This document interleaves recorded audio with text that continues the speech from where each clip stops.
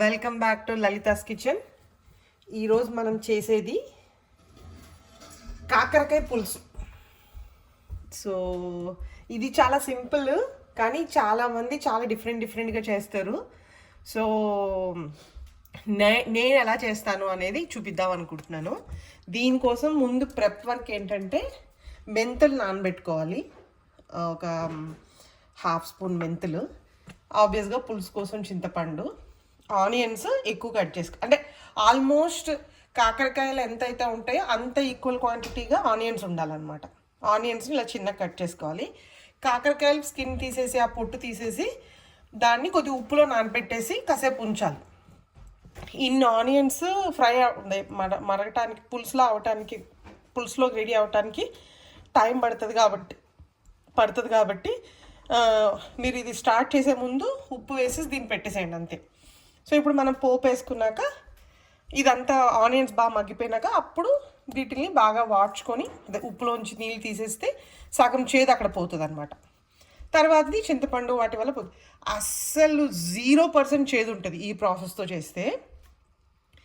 Please skip చేయకుండా చూడండి. మధ్యలో నా కొన్ని ఉచిత సలహాలు కూడా ఉంటాయి, అవి కూడా ఫాలో అవ్వండి. ఓకే, నేనేం చెప్తానో కూడా నాకు తెలీదు. చివరి వరకు స్కిప్ చేయకుండా మంచిగా వాచ్ చేసి మీ ఇంట్లో కూడా కుక్ చేయడానికి ట్రై చేయండి. ఓకే, ఫస్ట్ దీంట్లో కావాల్సింది కొద్దిగా పోపు వేసుకోవాలి. అంటే ఎండుమిరపకాయలు, ఆవాలు, మినపప్పు పోపు వేస్తాం కదా, జీలకర్ర పోపు.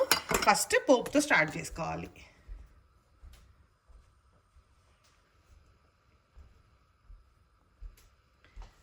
ఓకే, ఆయిల్ బాగా మరిగింది, పోపు వేస్తున్నా.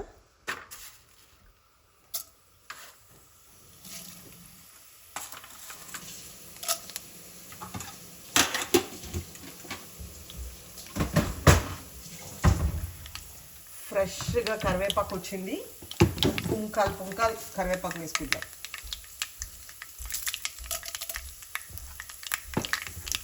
పులుసు లాగా కాబట్టి అందుకే ముందే కొద్దిగా పోపు వేస్తున్నాం అనమాట.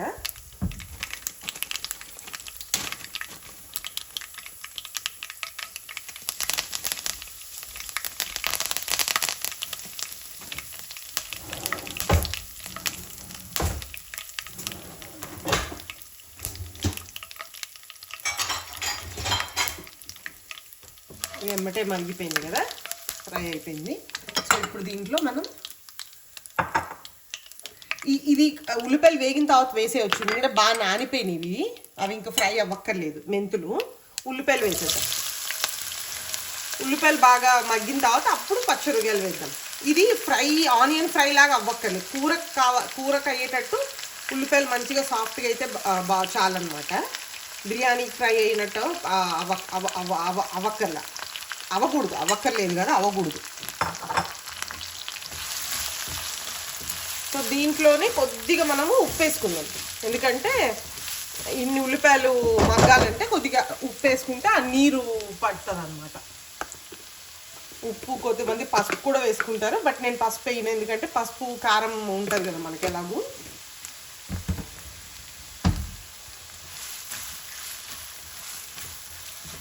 సో దీంట్లో ఇప్పుడు దీన్ని మూత పెట్టేసేసి బాగా మగ్గిపోయే వరకు ఉండాలి. ఓకే, ఆనియన్స్ బాగా మగ్గిపోయినాయండి. ఇప్పుడు మనం పచ్చిమిరపకాయలు వేసేద్దాము. అండ్ మన ఇది ఉంది కదా, మెంతులు.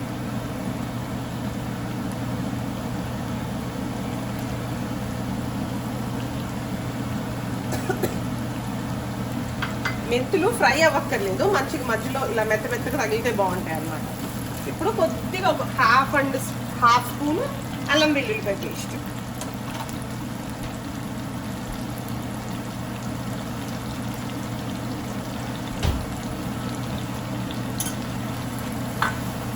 ఇది కొద్దిగా ఫ్రై చేద్దాం. అది ఫ్రై అయ్యేలోపు మనం చేయాల్సింది ఏంటంటే, ఈ కాకరకాయ ఉంది కదా, దీన్ని బాగా ఇట్లా పిసుక్కోవాలన్నమాట. బాగా పిసికితే దీంట్లో ఉన్న చేదంతా పోతుంది బయటికి. ఉప్పు వేసి పెట్టాం కదా, మంచిగా ఇప్పుడు నానిపోతుంది అనమాట. ఈ నానిపోయిన దాన్ని బాగా పిసికేసి ఈ వేగిపోయిన ఉల్లిపాయల్లో వేసేయాలి.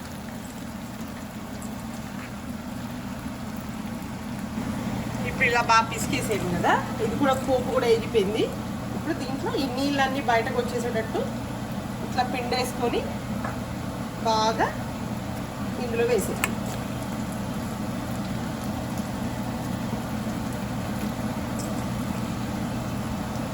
ఇదిగోండి ఇంత చెత్త వాటర్ వచ్చేసింది అనమాట.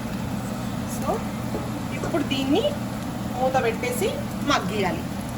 బాగా దీన్ని కలుపుకొని ఇంకా దీన్ని బాగా మగ్గించాలి. ఈ కాకరకాయ బాగా మగ్గాలి. ఎంత బాగా మగ్గితే మనకు అంత చేదు తగ్గుతుంది అనమాట.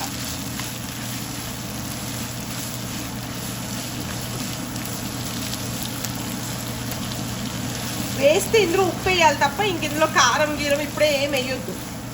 సో ఎందుకంటే ఇప్పుడే కారం అది వేసేస్తే మాడిపోతుంది. ఓకే, సో దీంట్లో ఒక సీక్రెట్ ఇంగ్రీడియంట్ ఉంటుంది, అది లాస్ట్లో చెప్తాను. లాస్ట్లోనే వెయ్యాలి, లాస్ట్లో చెప్పడం కాదు, లాస్ట్లో చెప్తాను. సో అప్పటి వరకు దీన్ని ఇలా మగ్గించాలి బాగా.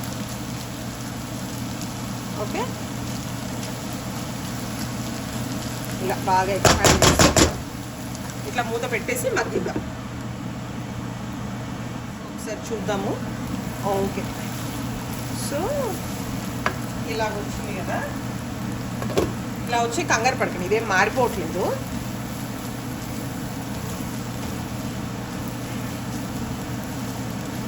ఇట్లా మంచిగా అయిపోవాలి.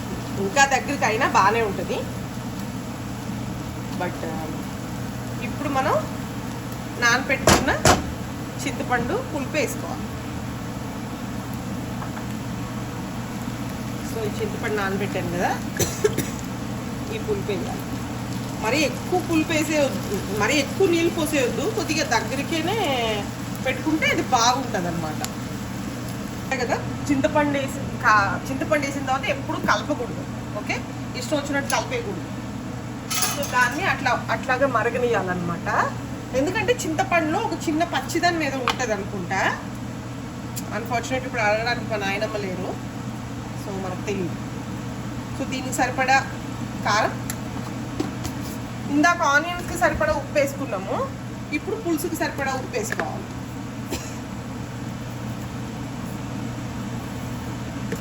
వేసి ఏం కలపొద్దు. ఓకే, దీన్ని అట్లాగా మరిగించిన తర్వాత అప్పుడు మనము కలిపి మ్యాజికల్ ఇంగ్రీడియంట్స్ వేసుకుంటాం. సో మనం ఒకసారి చూసి పులుసు మరిగిపోయింది ఆల్రెడీ. సో ఇప్పుడు మనం మ్యాజికల్ ఇంగ్రీడియంట్స్ తెచ్చాలి. ఏంటంటే కొద్దిగా బెల్లం.